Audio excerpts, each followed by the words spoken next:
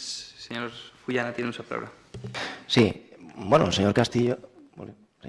Senyor Castillo, ja hem vist que li preocupa més altres coses que la denúncia de Compromís per recuperar aquestes presumptes irregularitats. Ja ens ha quedat clar vostè on està, no? Però el que no imaginava és que vostè vinguera avui així, sense ningú tipus de dada, a explicar-nos la cançoneta, no? Jo li vaig ensenyar una notícia.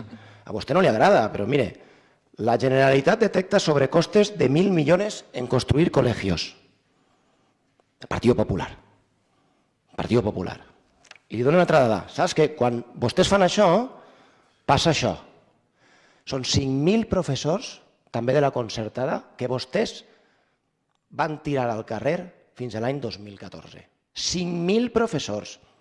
Aquesta és la realitat. Que quan vostès estan en això, passa això. I venen així a donar-nos lliçons. Ara li donaré jo les dades reals. Miren, en este curs treballen 103 docents més en l'educació privada concertada. 103 més. 103. Vaig i comproveu. Li dono amb exactitud, perquè vostè ve així sense dades, bàsicament a fer el ridícul.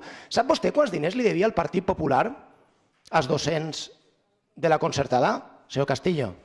Sap vostè quants diners li devíeu? Saps quants? 6 milions d'euros. 6 milions d'euros. 5.000 professors al carrer. Quan vostès fan això, passa això.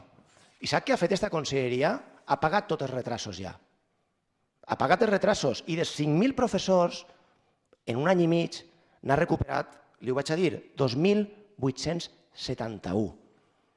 Després de la nefasta i vergonyosa gestió de vostès a la Generalitat Valenciana. És que vostè ve així i llig sense ninguna dada i utilitza un tema importantíssim, com és el tema educatiu, sense tenir ni punyetera idea de res, de ninguna dada, i ve així donar-nos una lliçó en un tema tan important com la qüestió de l'escola concertada o l'escola pública, que ho hem de parlar de forma raonada, i no com vostè ve així, enganyant.